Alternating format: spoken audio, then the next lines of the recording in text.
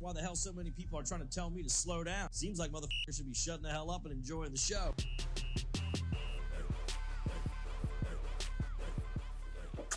Kwame Brown. Yes.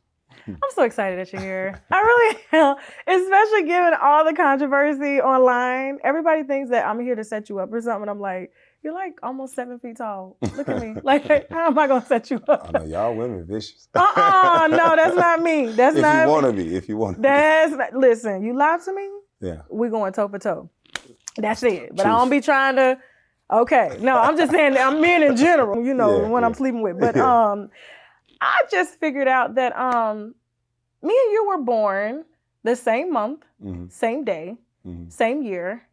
What time were you born? I honestly don't know. I was born at 7:05. I thought yours like said 7:11 or something on TV. Same birthday, same year. March 10th, 1982. Okay. Pisces. You believe in that astronomy shit? Not really. Really? No. Yeah. I would say, don't get offended. My dad's a Pisces. I'm a Pisces. My mother-in-law's a Pisces. And although like I don't live by that stuff, but I do see some of the things that they say. And most male Pisces tend to be very passionate, and they're the best communicators out of the entire zodiac. That might be true. Yes. So I can kind of see that with your platform and how detailed you are. You know what I'm saying? Because you started from like 300 followers. I don't know. I started posting videos actually on Facebook. I've been speaking about the same stuff, but just doing it on Facebook. I haven't even looked at your Facebook. How many followers do you have on Facebook? You can only get 5,000, so I've been maxed out. So it's on your personal page. Yeah. But you can get followers though, so they'll allow people to like your Facebook page, and then you can start a business page, of course. But Facebook be trying to hold that back. Somebody took my Facebook page. That was my fan page. What? Yeah, some Chinese company just took it. Yeah. They hacked it, started posting porn and stuff. Yeah. Yeah, I know. I just had a friend.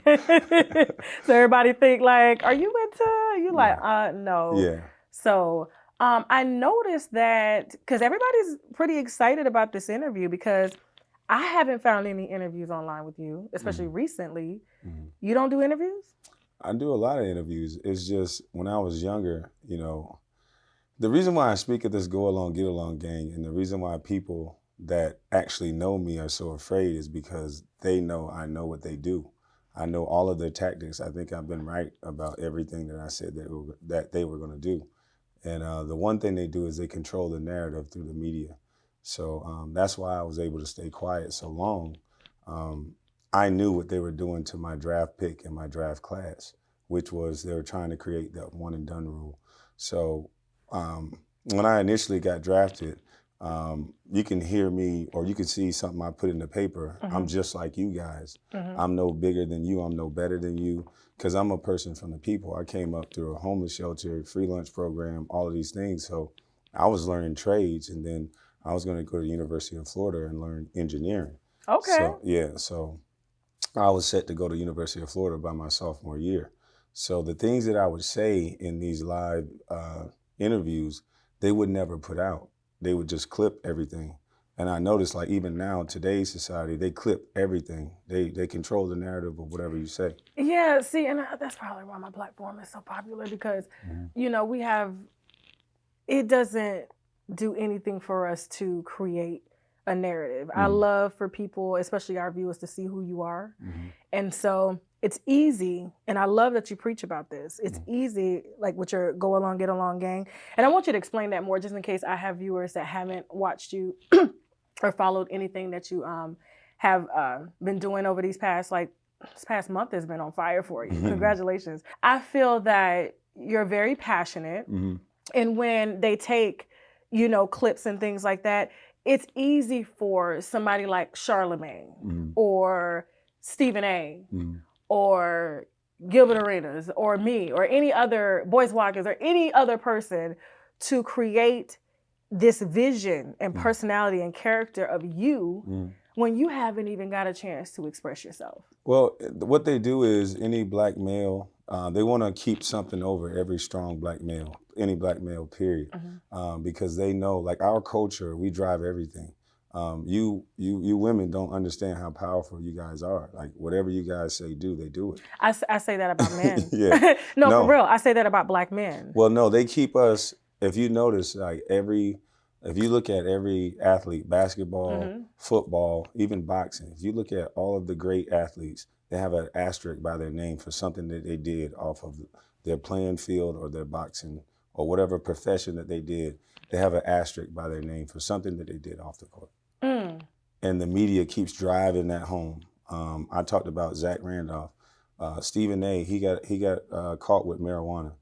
Stephen A came up with this whole segment about weed. You're talking about weed? And he's yelling and, being over the top. But then other players, allegedly did heroin and all these things, and they were white. And he'll be calm. He'll change it. He changed the whole narrative and start talking about Barry Bonds. Well, I feel that, just like you said, we drive the culture. We're more interesting. Whether white, black, Hispanic, I mean, even Asians, they follow our culture. They study our ways. They know what it is that we like, and people are going to watch, whether it's good or bad. Bad being the most entertaining. I mean, it's the reason why we have a business. But at the same time, like, I'm not in the business of just putting just anything on anybody. Okay, and so it's very rare that you see athletes that are conscious and woke. Because when you get paid, and I was the same way, it's just like company policy. They have this thing where they have the regular person that breathe the same air. We're breathing the same air, but you'll call me a celebrity or someone will call me a celebrity. We're going to get hit with the same embalming fluid. We're breathing the same air right now. You're right. There's no difference between me and you. So they call me a celebrity so the treatment can be different. And the way you treat me and keep eyes on me, you're not looking at who pulled the strings and control these people. And so celebrities are put in place to control the narrative and control people's brain. If you look at the hottest rappers, you look at whoever they give the biggest spotlight, listen to what they're saying. Oh, don't even get me started. Especially in the female sector, because I'm like, in my house, don't turn that shit on. I don't want to hear it. All the whole positions are filled. You going to school. You know what I'm saying? Or you're going to create a business or whatever. So I do feel you in that aspect. But I feel what's so different about you, what's so humbling about you, is that you came from humble beginnings. Small town in Georgia. You said homeless shelters. You didn't know where you were going to sleep from night to night, where you got your meals. And I felt like that humanizes you because you know what it is to not have. Well, it let me see both sides of the coin. Like, my mother was one of those women that believed in, finding a husband and really actually going head first and listening to everything he says. So that's why I understand why some women are frustrated and don't fit the narrative of what some people like to talk about on the media, because she actually didn't work for like almost 15, 20 years because she was raising us. My dad had a trucking company. He had 3 trucks. So he made enough money. It's just when he made a mistake outside of his marriage and decided to do what he did, it crumbled the whole house. And so how does a woman who listened to her husband, this is why I think some women go so hard the way they do now and grind and keep their independence, because they don't want to, so I think a lot of women can understand that scenario of listening to a man, he make a mistake, and then now you go try to get back in the job market 15, 20 years with no job. What are you going to do? You would think the grace would be there, because there are a lot of women who have kids and who rely on their husbands for everything, and then not having the grace for, your mom was probably a single mom. My mom was definitely a single mom. You know what I'm saying? No shade or anything, but she was married, but when my dad went to prison. Yeah, but I'm just saying after, having to rebuild. Like, my mom was married to my dad 10 years, and then after 10 years, she had to go to school. She's making $6 an hour with 3 kids, getting no support. And so it's funny how, people are trying to rope without knowing you, without actually putting out your story. Because like I said, what I found on the internet was the narrative that was already put in place about you. And that's done for a reason. I mean, if you look at how many great young black males that have been put in my situation, maybe not as bad as mine. I mean, my situation should be a book, a movie, and all kind of stuff. But the way you can make that happen.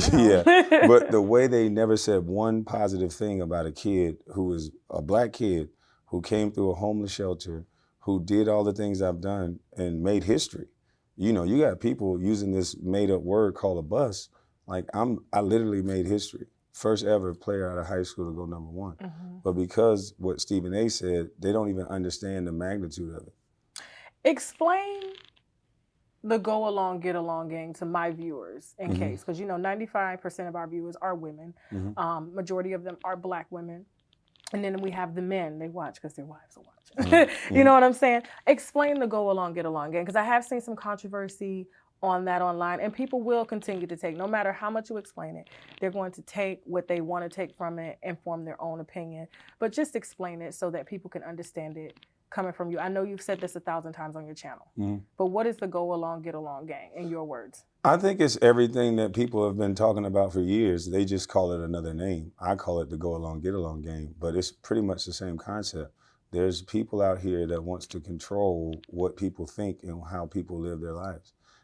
If you join Patreon, you can curse and say certain things, but if you're on YouTube, you can't say certain things. Absolutely. If I was a rapper and you put a beat to it, I could say sexy little B, sexy little H. Let me, you know the rest. Oh, I don't know your platform. Absolutely. No, you can say what you want to say. But yeah, we're good. I can say that and throat babies to a woman as long as the beat is to it. But if I curse and I say nigga or I say the B word, and even if it's at a male, that's not appropriate. Charlamagne can go on The Breakfast Club, which I think is sexual assault. And I saw the look on Donnell Rawlings' face. And if you switch the gender of that person, they would see the bad behavior. Right. I talk about behavior all the time, and I think what's happening now is that people are joining groups so that they can have a different level of bad behavior. And if you look at what Charlamagne the God has done, he's gotten away with something at a time where almost nobody is getting away with it. Right. So why is that? She's a Black girl. Oh, I didn't think of it like that. Yeah. Black women, it's a shame how, I was just talking to a guest this morning, and he explained the Me Too movement. And he said the Me Too movement is geared towards women, but conveniently only towards men, like when they feel. So say for instance, a man goes to a station and says he's been raped. They're not gonna do anything. Right. You see what I'm saying? But a woman, yes. But a Black woman, a white woman has to go in first. And then a Black woman can maybe follow, and they'll add and attach. Yeah. We got to start just watching behavior, because they're tricking our minds to accept certain things that we see as wrong. Kevin Gates was on the stage one day. He's standing there. Imagine that if that was Beyonce, somebody reaching up to the crowd and rubbing on Beyonce's lower part, which I saw a video of them doing that to Kevin Gates. Not once, but twice. And nobody intervened as if it was wrong. But then, they can easily twist it and say, oh, he was talking to me in the crowd. I felt like maybe he was coercing me the way he was looking at me. I felt afraid. So I did it. And then But I think a man would come in and break another guy's face if a guy assumed that Beyonce liked her or liked them like that and did the same behavior as that female, people would step in and intervene. But we've been tricked not to see bad behavior as one way. Let's put the wine down for a second, because at times like this, we need to take a shot of the olive leaf extract, because the olive leaf boosts our immune system and has been known to reverse high blood pressure, lupus, diabetes, and certain cancers. Check them out at myoliveleaf.biz to learn more and to order, or simply click the link below in the description box. Now back to the wine.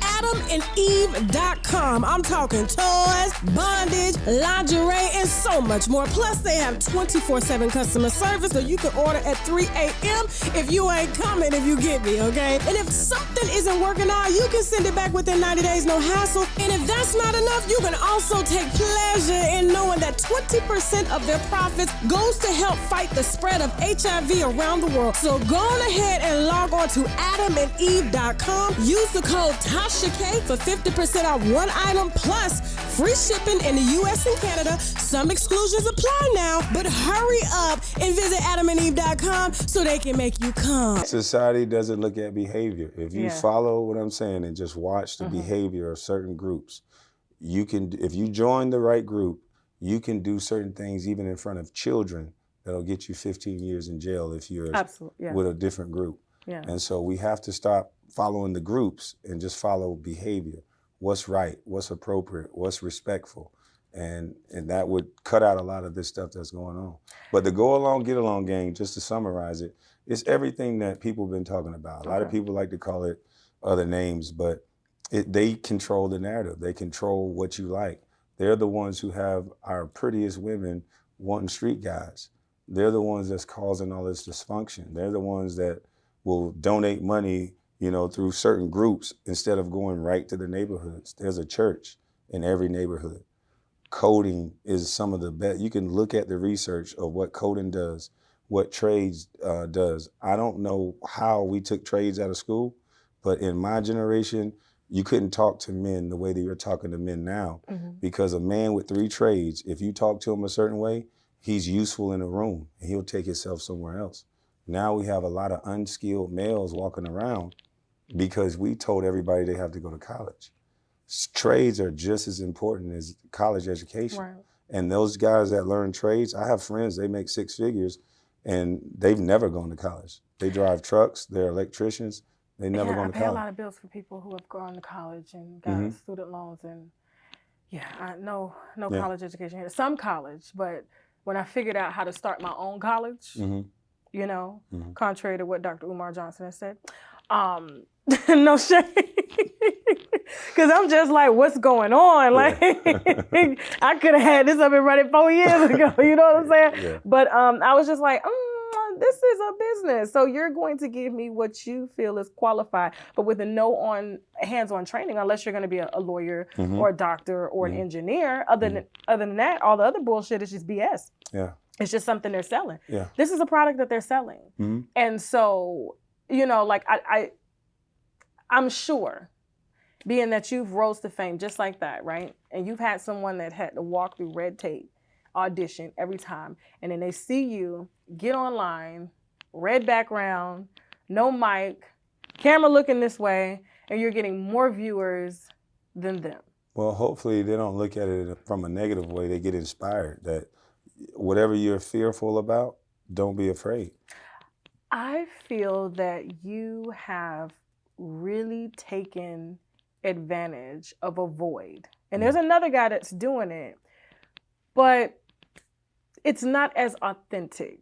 You see what I'm saying? It's not as, like, you're not woke and angry.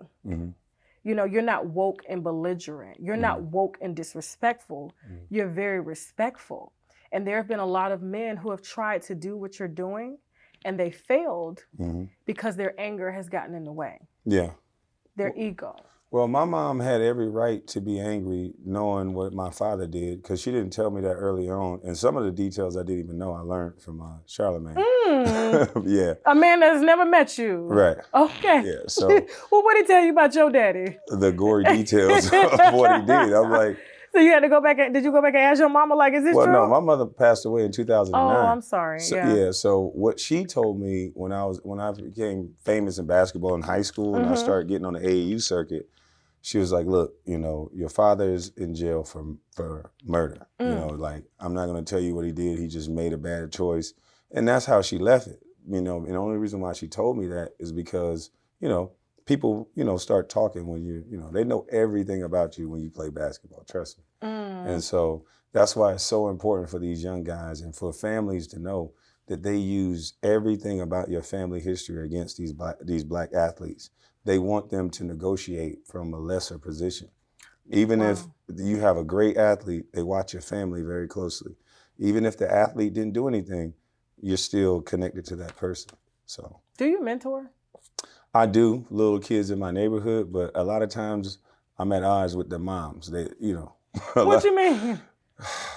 I tell some women all the time, to raise a young man is gonna hurt a little bit. And sometimes you might want to turn your head. Right. I thank God for all of the football coaches, all the people who got me in line. It took, I wouldn't say it took a village, because as I learned, growing, that some of my cousins, they were getting destroyed by the village. But we did have a more connection to like families. Like, I couldn't go around the corner and disrespect an adult, because they would go take me to my mom and beat me in front of her. Right. And that was okay. Now, if an adult say something to a kid, you might lose your life.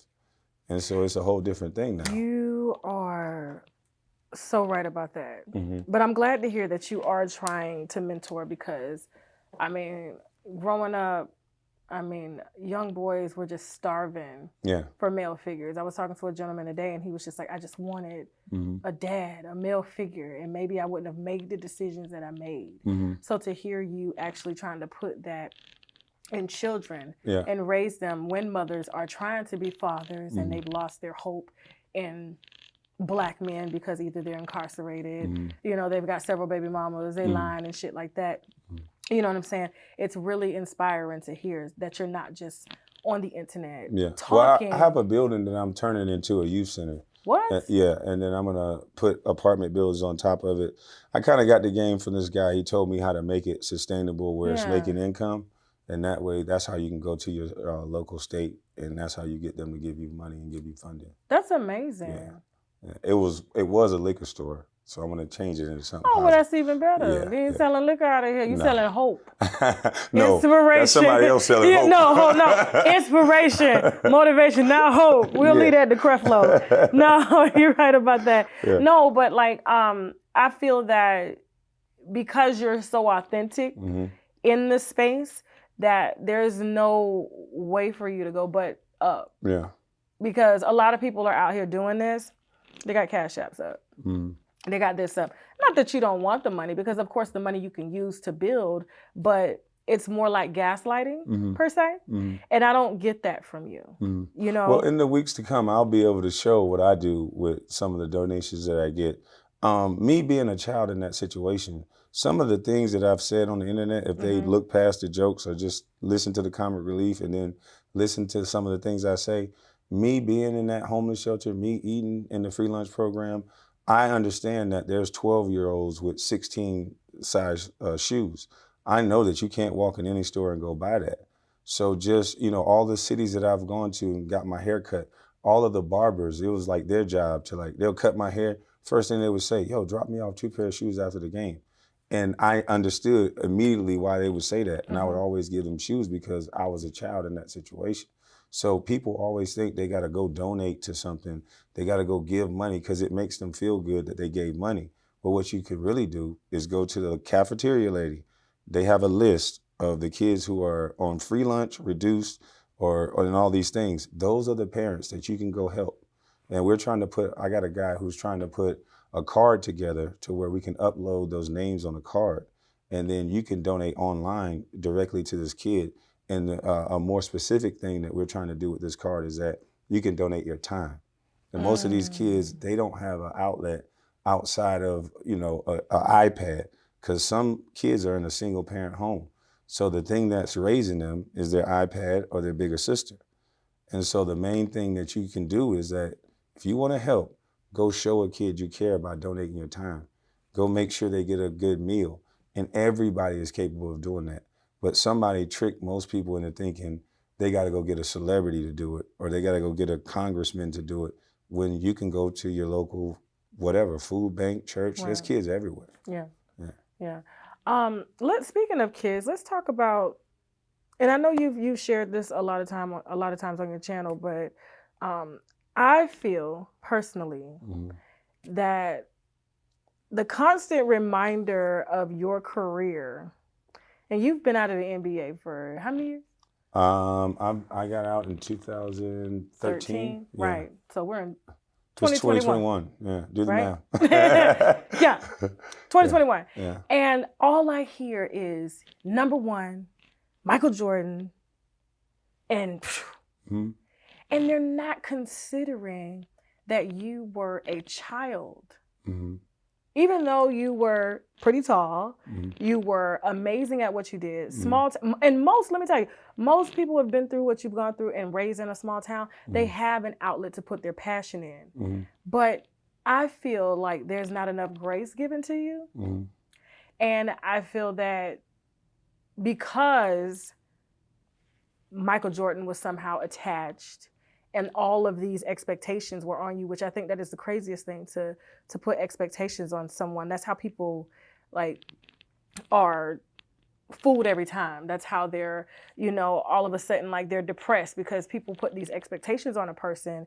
And it's like, yeah, you were playing this way in high school, but the NBA is it's a totally different thing. Not so much. You don't think so? No.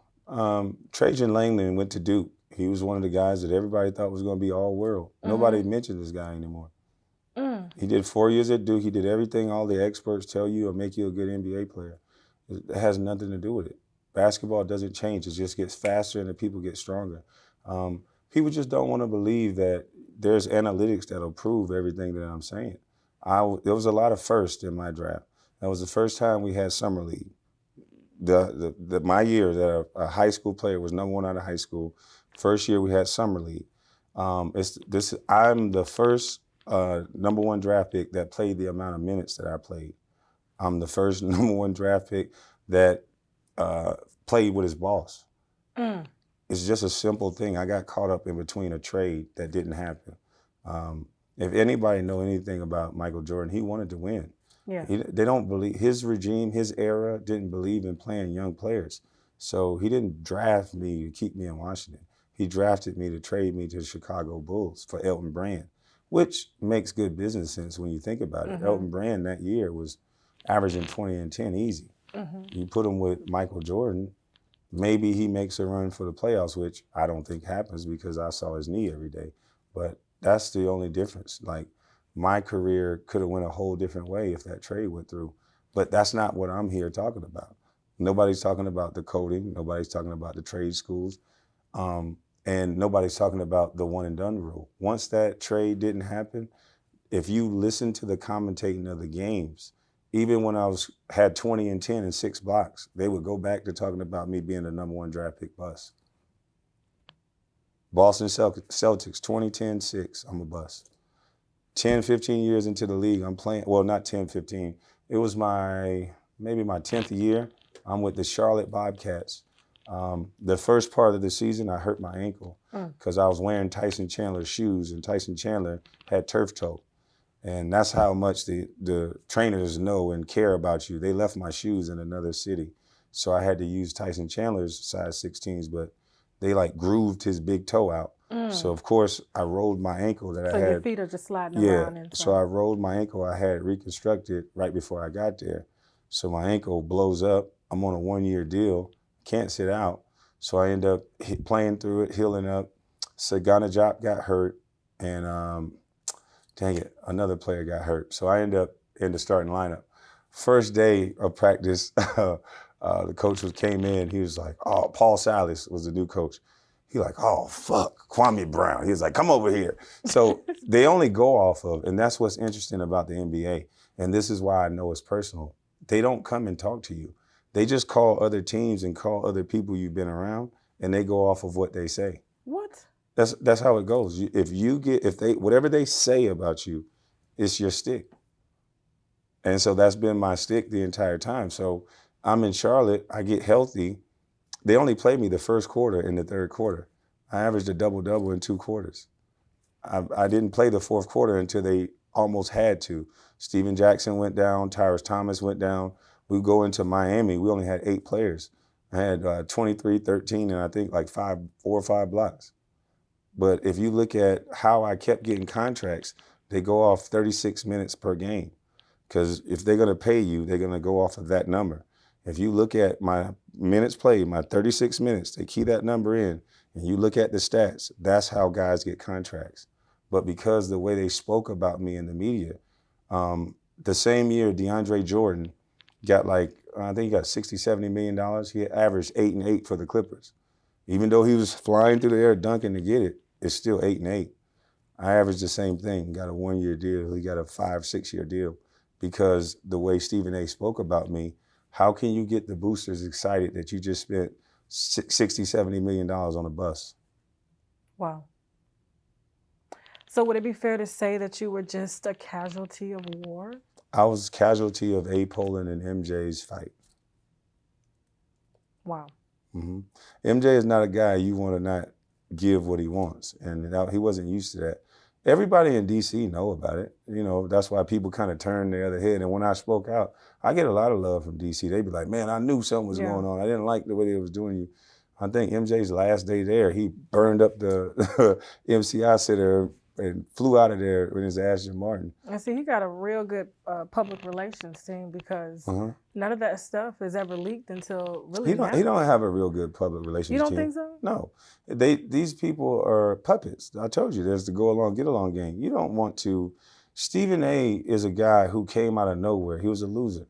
He's a guy who did not make it at basketball. He got his coach fired.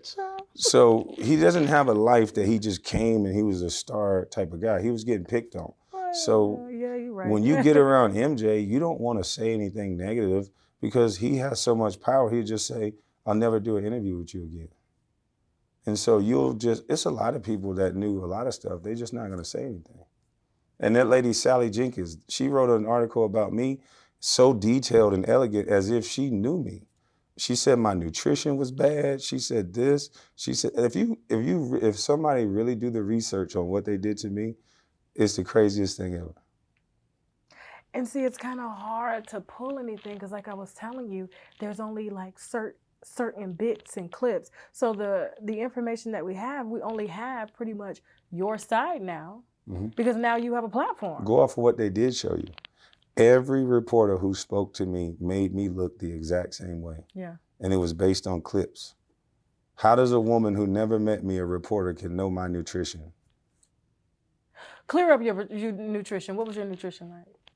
Just the team made you food. You could eat. You can go to practice and eat the best food ever. Yeah. So she just made all this stuff up. So the private sources that people are talking about, that's why I'm so glad that Kevin Durant and Kyrie Irving started speaking up because these reporters, they're just personalities. They're lying for stories. Right. Yeah. I mean, trust me, you'll be shocked the information that comes across my desk and people are like, can I pay you to write this? Can I pay you to say this? No. Right. I could get some big exclusives, but I'm not going to ask the questions you want to ask, and I'm not going to say what you want me to say. I want to see the authentic you and the fact that they would. And, you know, media was very different back then. You know, when the internet started getting popping, these same personalities you're speaking about fade out because they're like, oh my God, I've had to go through so much red tape. I've written some of the biggest stories. I've gotten all this traction, and they will do that in order to keep their job. But as soon as someone authentic comes along and is really spilling the truth, no one's going back to read your articles. Right. They probably couldn't even find that woman no more. You see what I'm saying? So it's such a, I would say, just a beacon of inspiration that players such as yourself can take to the internet, or ex-players, and really say, no, this is what y'all fucking did to me.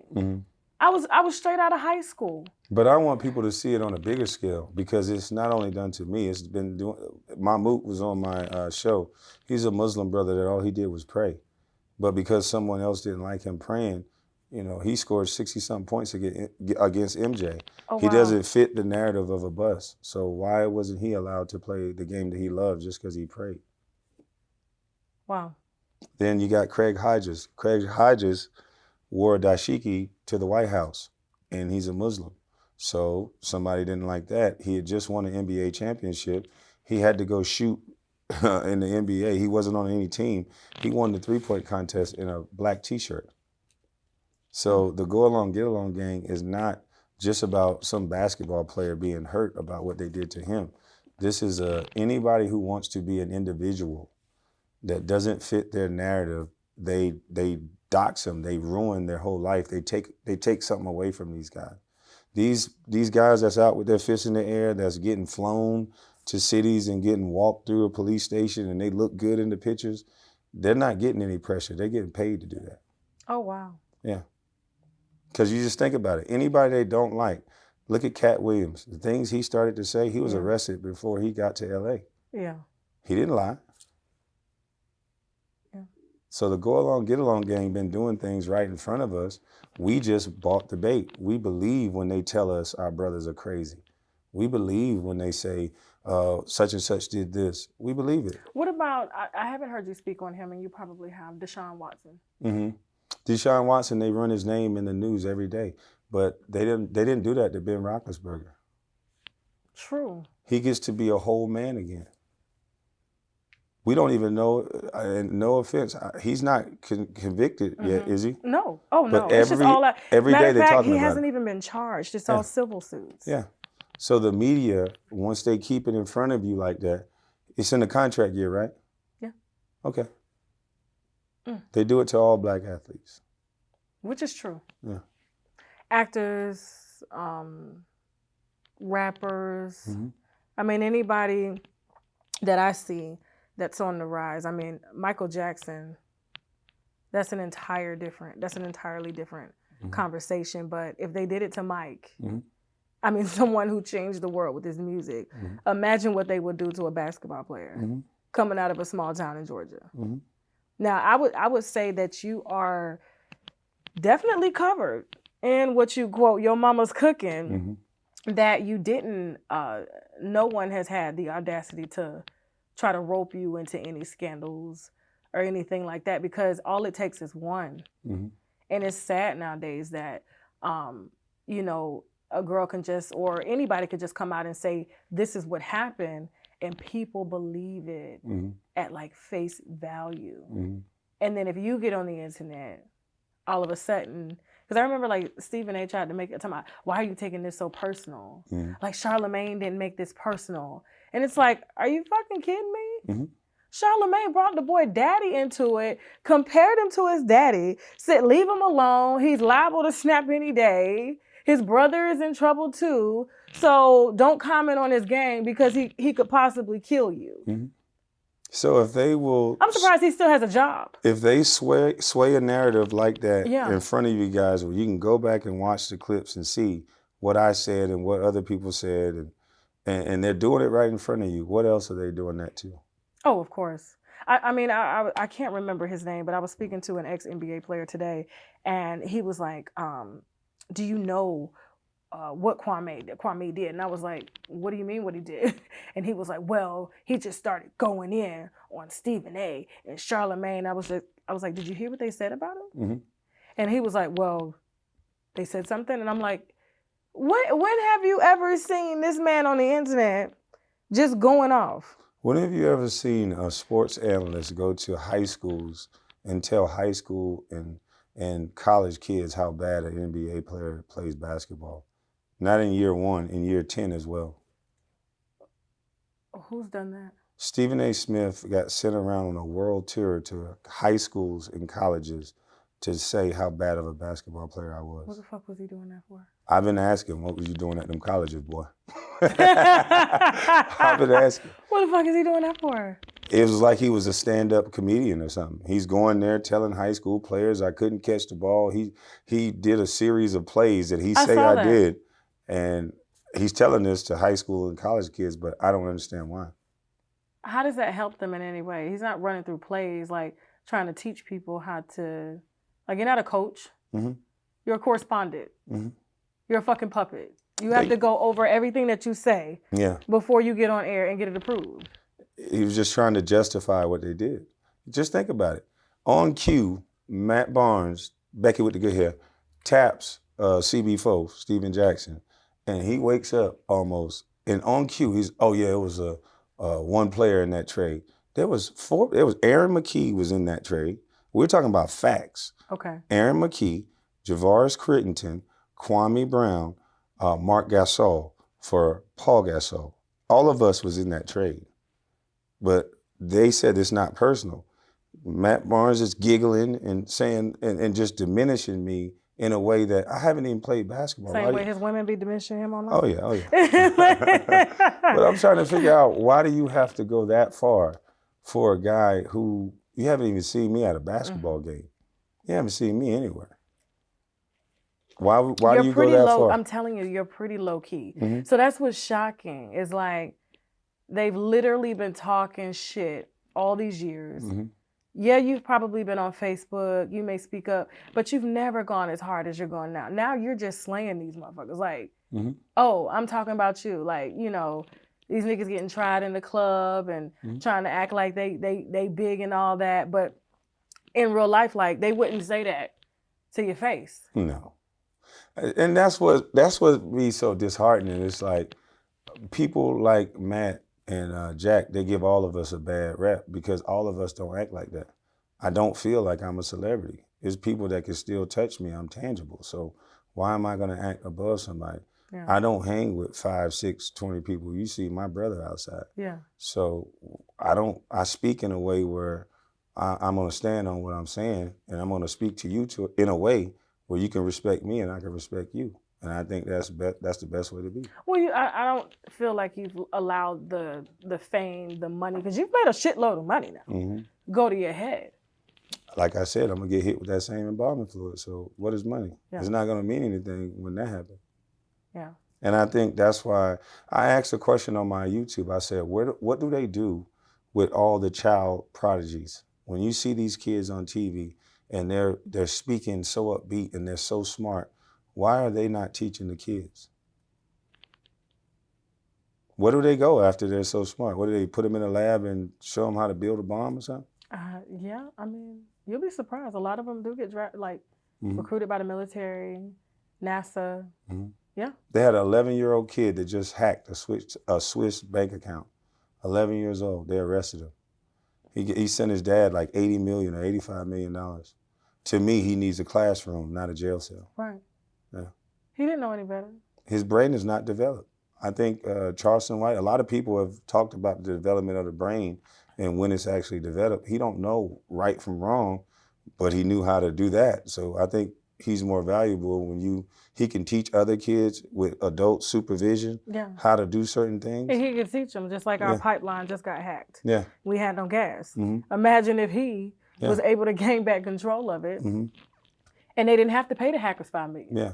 But they're going to destroy that kid because the government wants you to think that they're the smartest, think that they're the baddest. Yeah. They're afraid of They're afraid of our youth Yeah. because they'll expose an ugly truth. Yeah. Mm-hmm. Yeah.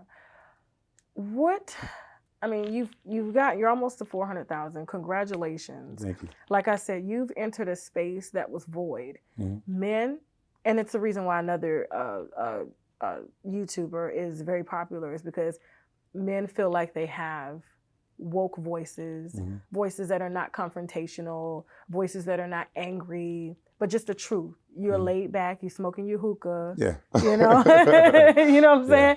And you giving it to them old country style. That's how, if you saw them down the street, that's how you would read them or whatever. And like I said, no offense, I'm not trying to, assume that you're like this way, because I know you're not, but I haven't seen any man read, and they call it, in the LGBTQ, read like you. Like Kaya is like amazing at what she does. Mm-hmm. And then to see you just do it so effortlessly, and you're not being nasty, you're not being vicious, it's refreshing. And I think it helps to restore the confidence in Black men that they're losing, because the media is painting them in a certain way. If you don't go along and get along, okay, this is what we're going to say about you.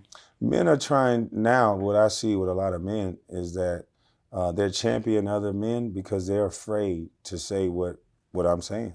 Right. Most men are trying to be what women think they should be. And I just threw that out because— Thank you. Yeah. Say that again, Kwame. No, because they dragged me. They dragged me a couple weeks ago. I was just like, the reason the other YouTuber is so popular is because the men can't say the shit that they want to say and their wives are right, but they can't say it to them. But they think it. And they call me, oh, you a pick me. Pick me? This is the reason why men are always stepping out, because they feel like— Those guys be the worst. I know. Once they get away from that controlling wife that thinks she running the show, those guys be the biggest players. Sorry, guys. And then they tell their mistresses, their side chicks, more about them. Like the side chick will know about the wife, but the wife won't know about the side chick. So who has the most respect? Side chick. Yeah. She's allowing him to be himself. And most men don't think they can be themselves, but you should. Because they're like, there's so when you many— change into what you think a woman wants, she no longer wants you. She no longer likes you. You got to keep that. You got to keep that balance. Like, she can't get too comfortable, and man, I can't get too comfortable. If I'm with you, and you let me get too comfortable and do certain things, then why not keep doing it? Right. You hear that, winos? Yep, that's the squeaky clean sound that your yoni makes after using Embrace Pangea's feminine wash. Not only will your yoni be clean, but the rose and honeysuckle extracts will leave it smelling fresh. We all know that a fresh yoni brings on a whole new level of confidence, so visit EmbracePangea.com for your confidence boost. And while you're at it, please check out some of their other natural products, including skincare, oral care, hair care, and much, much more. And of course, I got my winos covered for a discount, so use the coupon code TASHAK for 10% off your first order. Listen, I know that life has been kicking all of our ass lately, but we don't have to look like it. Walking around with dark circles like I used to, acne, hyperpigmentation, you can knock all of that out. Adjust your crown and return your skin to goddess status with the Regal Rose Club. Purchase their vegan skincare cleanser, moisturizer, and mask using the link below. It's made with all organic and premium natural herbs. Get your glow back with Regal Rose Club. Have you been approached by any of the networks or anybody to help to expand your show or your voice? I've been approached by a lot of people, but I don't like the contracts. They want too much control. They do. What about distribution? I think that's maybe the route that I'm going to try to take. And if you have pointers, I'll say it on camera. And I'll give you the credit. Oh, no. We'll talk behind the scenes. I don't want everybody to know what you know. You know what I'm saying? Yeah. But no, I love what you're doing. Mm-hmm. And although it's not, because a lot of people will say, well, Tasha, you talk about these celebrities, everything that I put out, and if it's not facts, I'll come back and say, it's not facts. Mm-hmm. I fucked up. Mm-hmm. But most of the time, you'll have these magazines or personalities. They'll come and they'll state with conviction, this is what it is. Mm-hmm. But then when it's time to retract, they'll have their website do it. Right. And it's like, that's not human. Yeah. A lot of times we say things, we do things. They're not always correct. Right. But at the same time, at least have the decency to say, I fucked up. I'm sorry. Mm-hmm.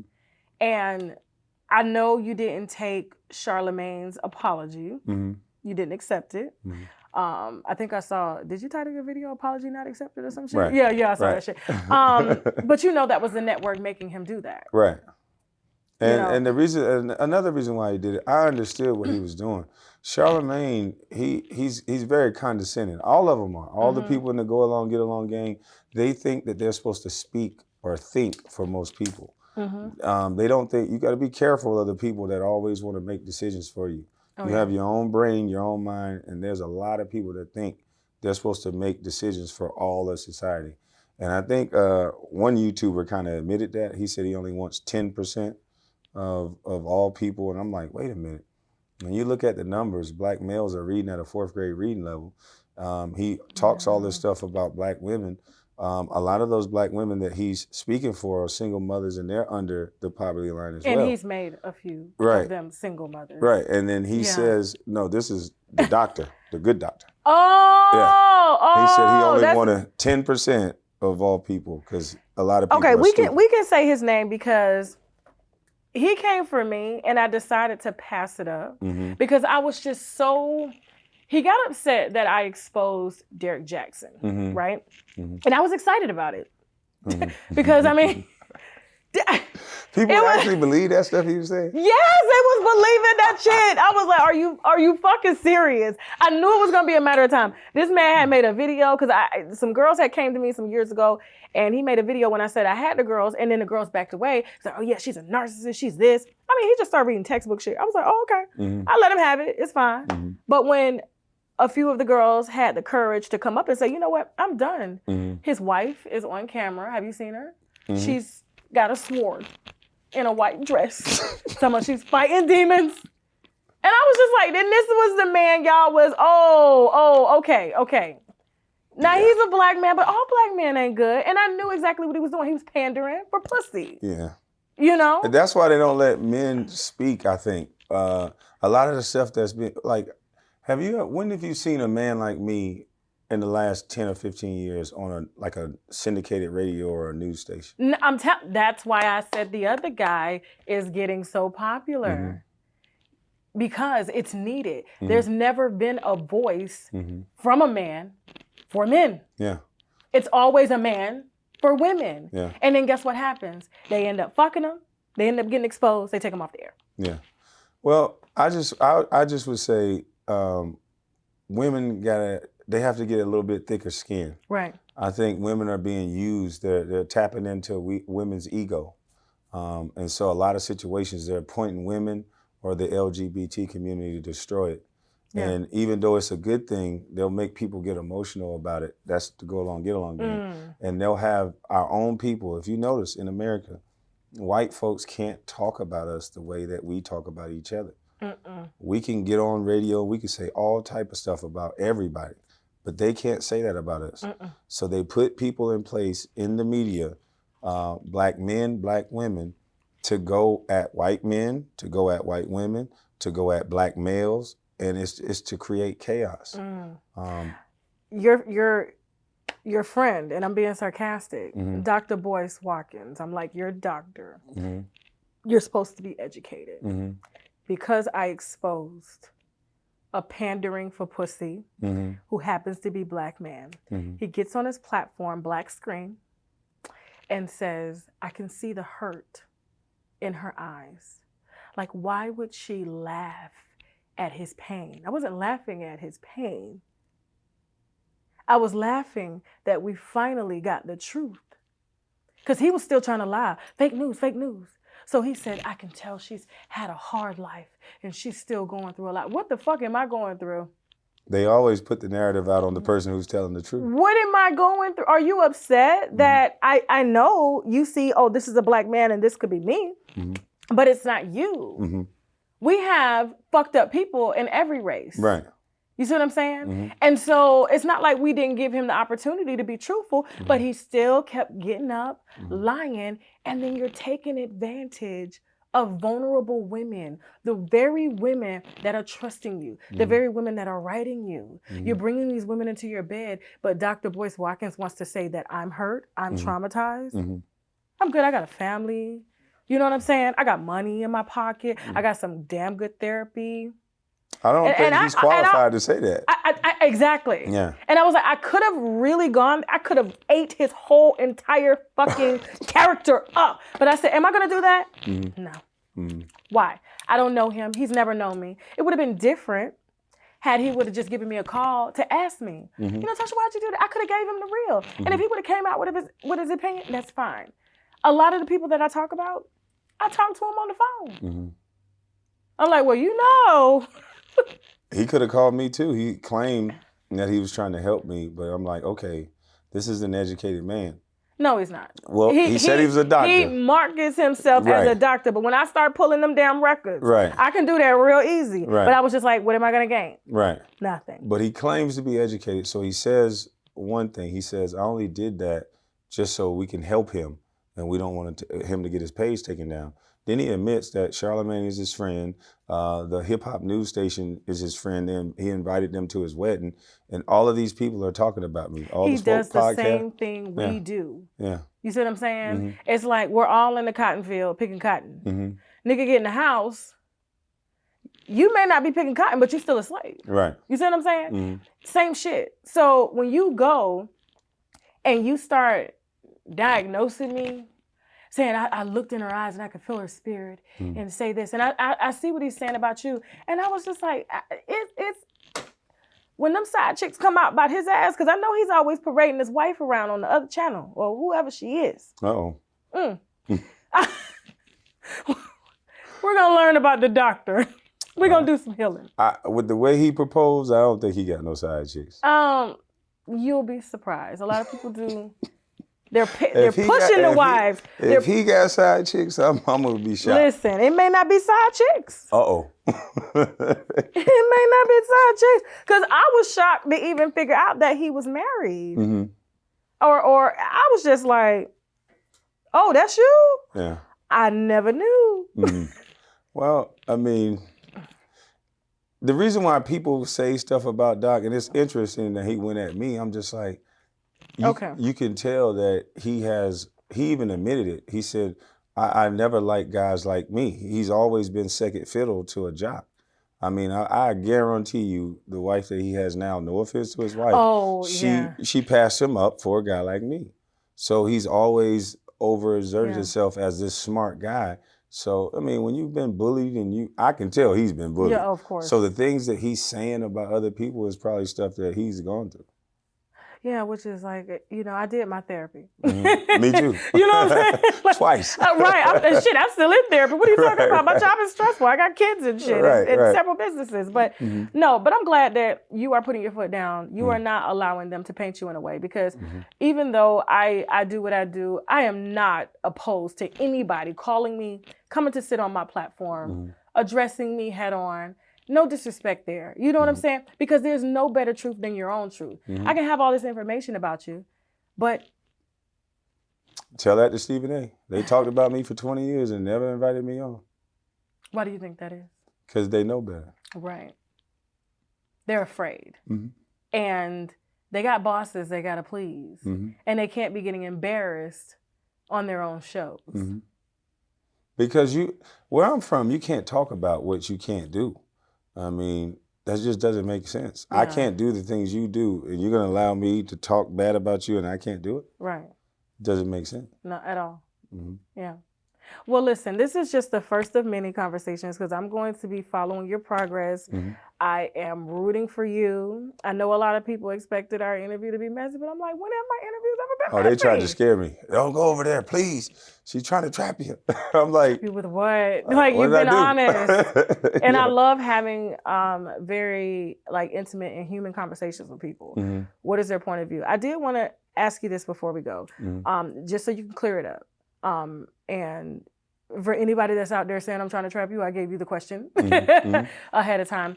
Now, when the Charlemagne thing came up, somehow there's a narrative out there that I said that Jessica was lying. I'm like, I talk to Jessica all the time. You know what I'm saying? Like, what the fuck are you talking about?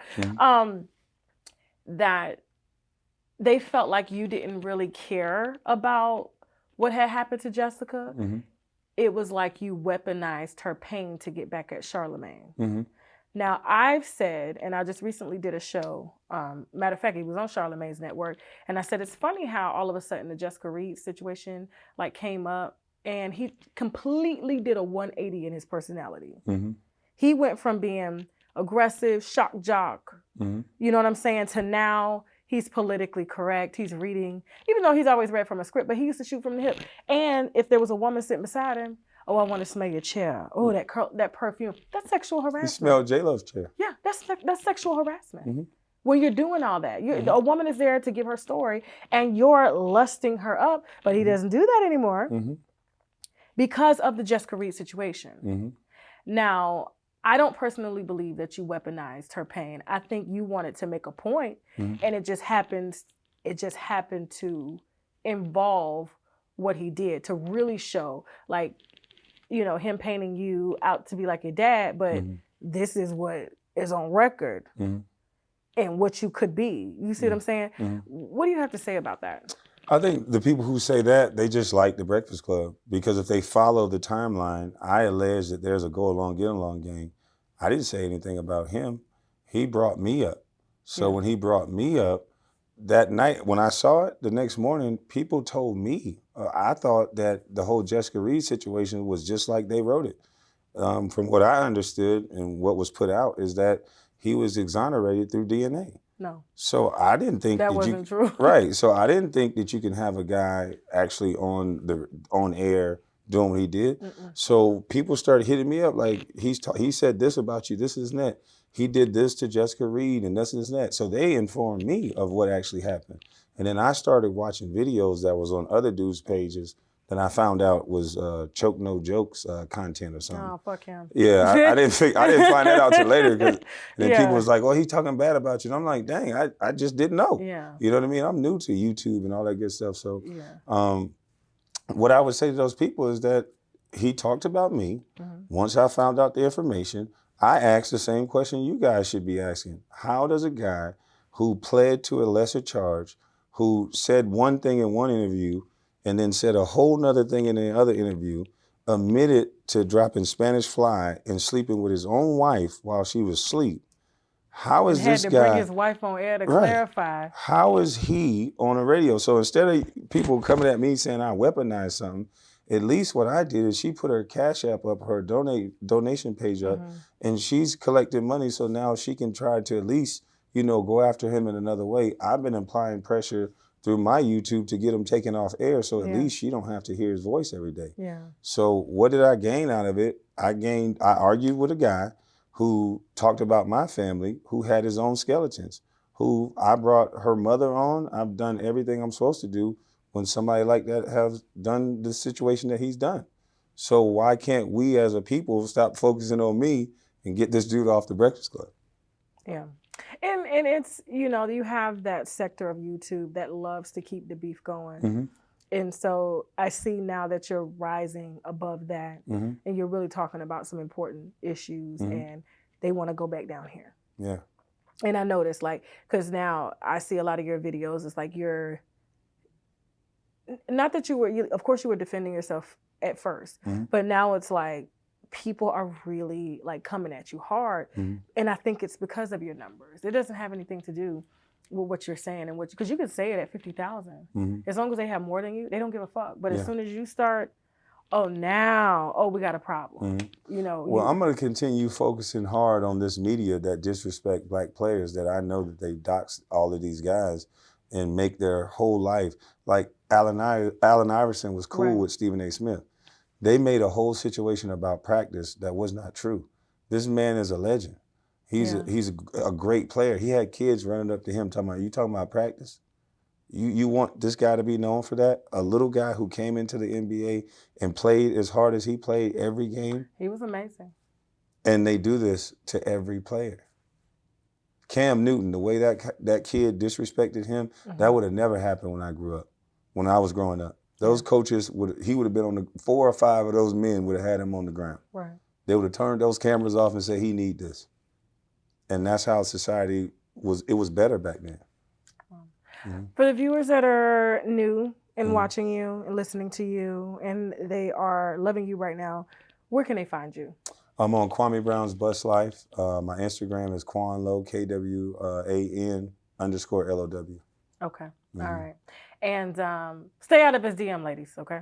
He's spoken for. Pictures are nice. He's just in the pictures, but he's not opening. Listen.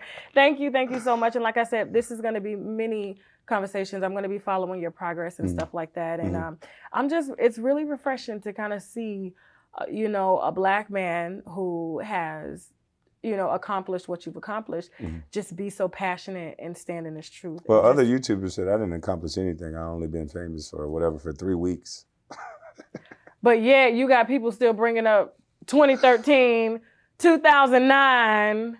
At least I'm known as a #1 bus, so I'm known for that. I might not be known for the right thing, but I'm still known. So at least be fair. At least say they knew me, So it's all but good, they're watching. That's the most important. Right. And so, but thank you, and I appreciate you driving so far. I'm excited for you. Thank you so much. Anytime. Thanks for not killing me like everybody else said you were. And thank you for the Camus. You got good wine taste. You drink wine a lot? Yes, ma'am. Okay. I like Camus. I love Camus. Opus One and cake bread. Oh, nice. Yeah. Have you ever tried the Bella Gloss? Yeah. Oh, I love it. Yeah. Pinot Noir. That's one of my favorites too. So thank you. And shout out to Star. He set it up. So. Yes, that's my boy. We're gonna all do. You eat crab legs? Yeah. We're gonna do crab legs one day. Okay. Yeah.